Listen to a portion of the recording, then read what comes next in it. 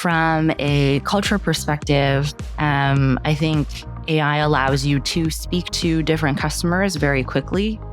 So there's a lot of tools out there right now that say I'm talking to you right now in English, and maybe most of your listeners are in Canada or the US. We can very easily change everything that I'm saying with my tone of voice, but changing it to another language like Spanish, German, and just to connect with more audiences.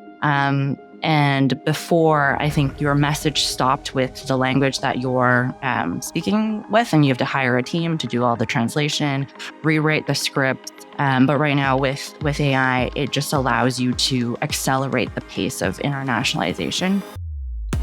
Welcome to the E-commerce Toolbox, Expert Perspectives, a podcast by Noibu, where we explore the elite strategies and cutting-edge insights with our expert guests.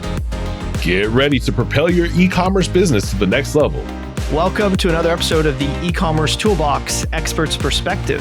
Joining us today, we have a keynote speaker, an author, an entrepreneur. Welcome, Sharon Gai. Thanks so much, Kailin. So, Sharon, we were chatting a bit before the show. It sounds like you grew up in Canada, did some of your schooling before moving over to the States. Always very curious to learn a bit about your background and how you kind of got to the role that you're in today. So maybe if you want to give us a synopsis of your background and how you got to be a keynote speaker and an entrepreneur. Yeah. I think it was Steve Jobs that said, your life only makes sense when you look back at all the disparate dots and try to connect it instead of looking at it in a linear fashion. And I think my life was definitely that way. So I was originally born in China. Went to Canada when I was pretty young, grew up there. And then I had always wanted to go to the US. So I'm based in New York right now. But at the same time, I knew that the world was changing very quickly. And it definitely did in the 2010s or so. And so that's why I made a conscious decision to go back to China and to work there for a bit and to know and understand, especially the tech space. And so I worked in Alibaba for a while, but now I'm back in the States and got into the world of keynote speaking, which is its own interesting industry. I authored a book a couple of years ago, documenting a lot of the things that I learned in the e-com space in China as well. And that's what I mostly tell in my keynote when I work with conference planners or event organizers. In tying together not just the two cultures of the China and North America, but also the way that business is done differently in both countries. And that's also why I called my company Culture Fluid. And I'm slowly growing that brand because I think because the world is changing so quickly, you do have to be very fluid when you look at certain issues, when you make certain decisions. You have to be very culture conscious because it's very easy to get stuck in one's bubble. But if you open up your eyes a bit and be a bit more open-minded in learning about things from another country, another place, then it'll infuse what you're doing. So that's part of the mission, or that's what I want to do with the company and building that brand. And I think e-commerce or helping e-commerce brand owners, entrepreneurs do that it folds really well into it because e-commerce businesses are global when they start. You exist on the internet. Anybody from anywhere around the world can find you and connect with you. And so that's these days what I'm mostly thinking about. That's interesting. And I think this is going to segue great into our first question, which is going to be centered around AI. And how do you see AI as a core fundamental tool to help maybe accelerate the mission of Culture Fluid? Like, how do you see AI being able to maybe get rid of some of the friction or kind of bring it together when you look at that mission? So I think what everyone is scratching their heads over is the explosion of things that's happening in AI right now. It feels like there's one big announcement a day, whereas before, at least when in the cloud space or just in the tech space in general, it was a lot less updates. It iterated slower. And I think what a lot of people think is it's hard to keep up with all of these things that are happening.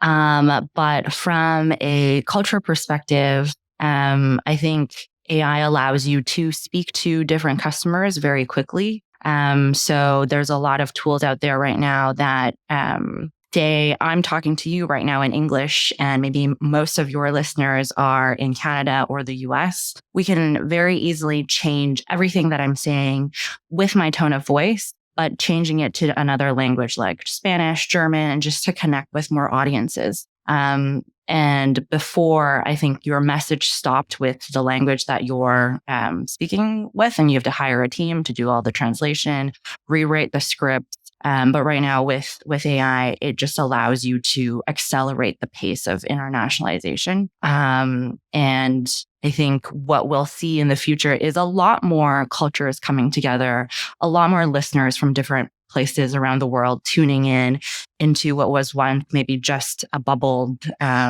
segment that was quite limited in reach.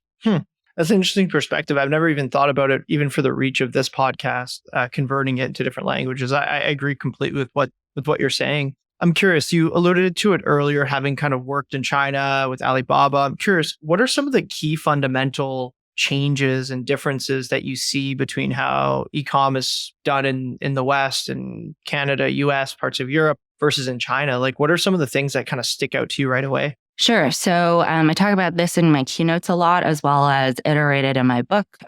So there's something called Tmall, which very few people know about. Tmall's GMV is actually double that of Amazon. It has about 3-4x the number of users as Amazon does. And so it's a lot more complicated an ecosystem as Amazon.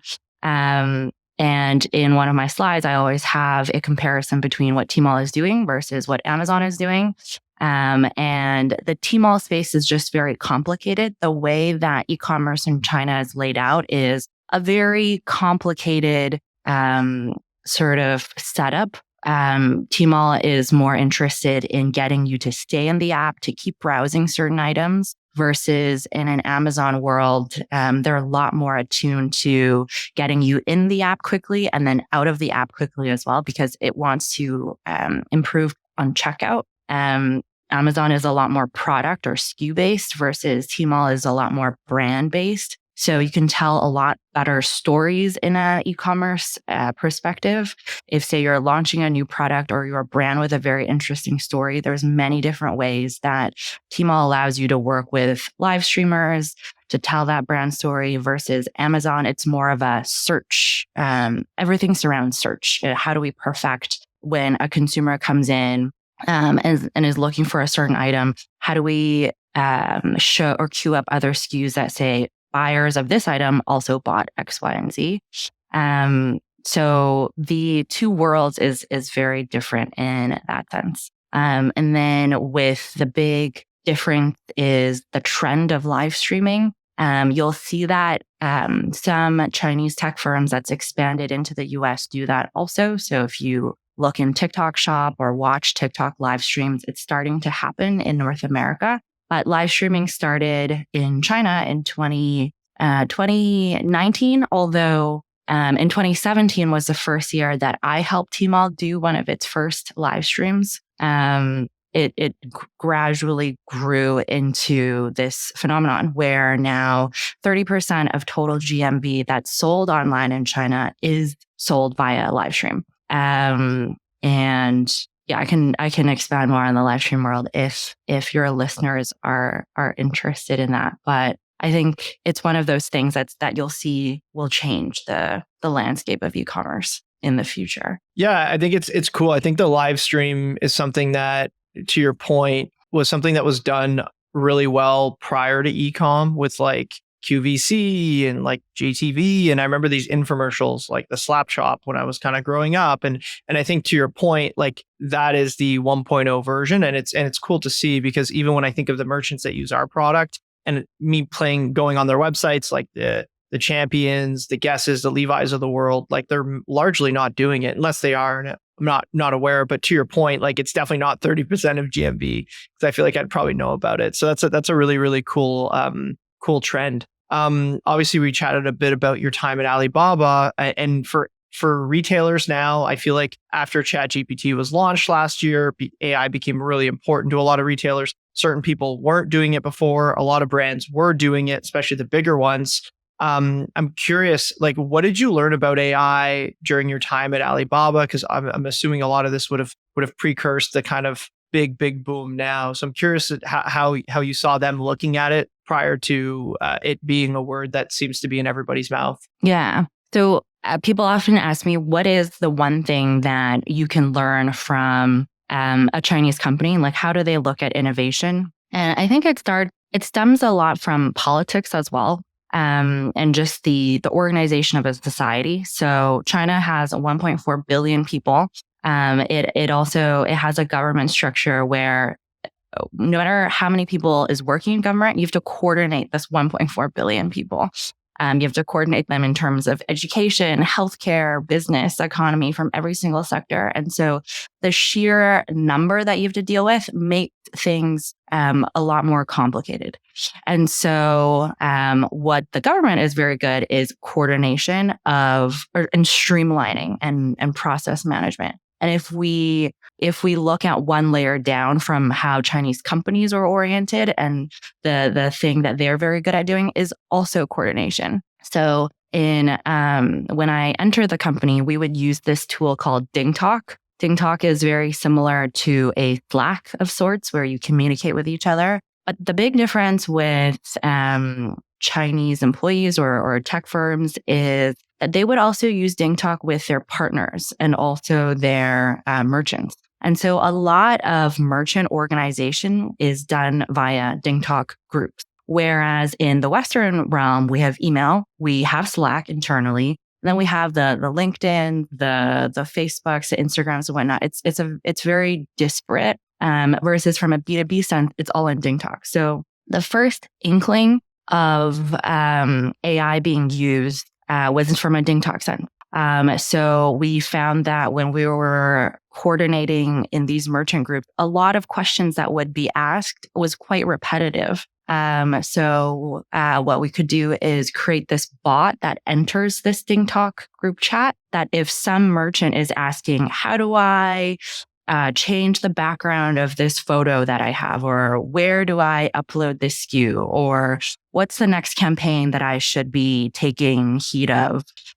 Because these questions were so repetitive and because we had fed it a FAQ of sorts before we opened the group, a bot would chime in instead of an actual employee and answer that question on behalf of us. And so you can train a bot to work for you in different settings, and different groups would have different uses. Another use case that we saw was during these large scale campaigns. So in China, there's something called Double 11. It's very similar to Black Friday, or I think in the US, Canada, we call it Singles Day, or actually, no, the name of that festival always changes, but it happens November 11th every year.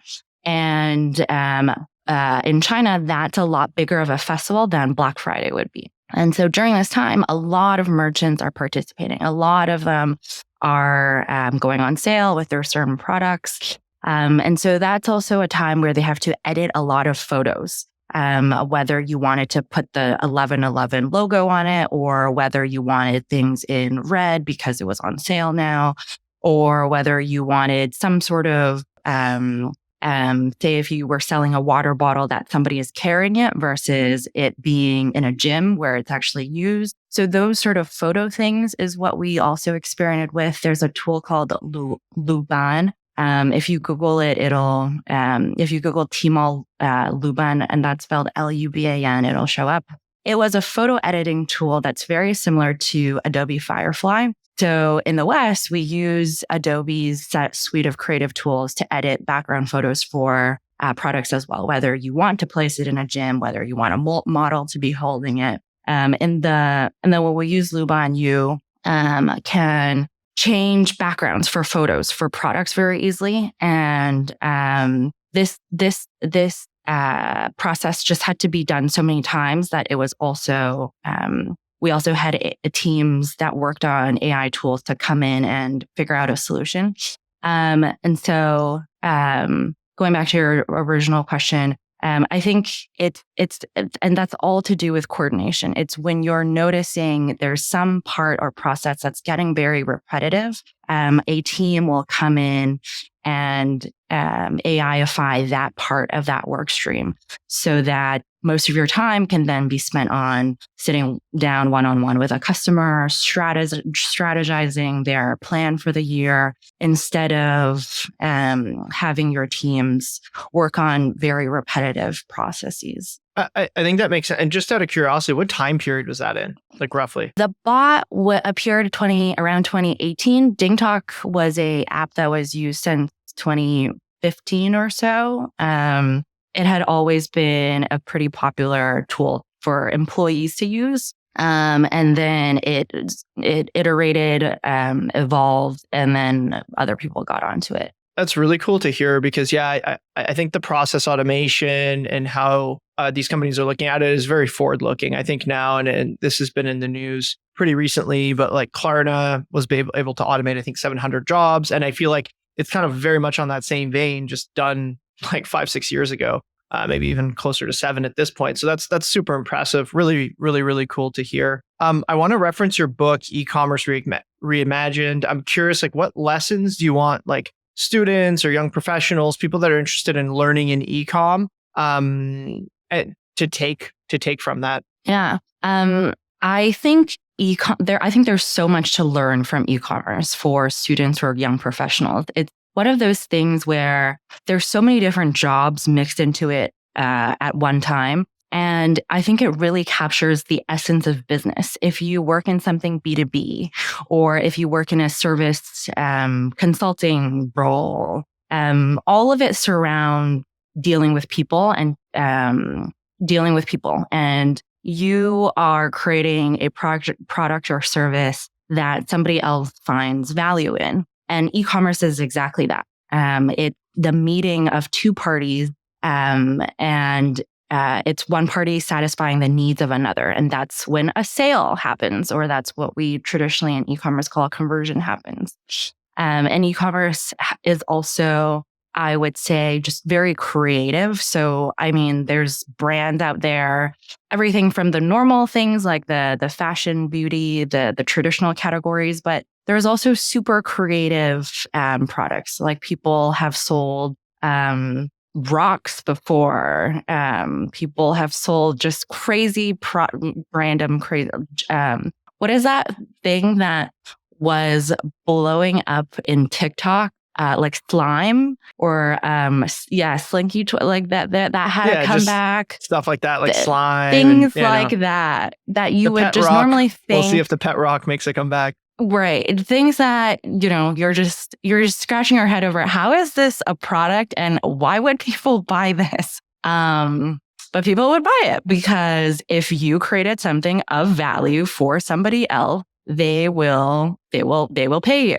And that's proof for you that this actually works. Maybe it won't last a very long time because it's an in and out trend, but I think that's also part of, just existing on the internet. It's something that we talk about a lot today, might be outdated tomorrow. So I think that the fast iterations with that part of e-commerce as well, where you do have to be very observant on what's happening in the world, in society, cultures, and smell out that opportunity. And be able to think more long term. So maybe something that you are doing is trending today, but you, at the back of your mind, you have to think about what else can I do to have my business survive for tomorrow.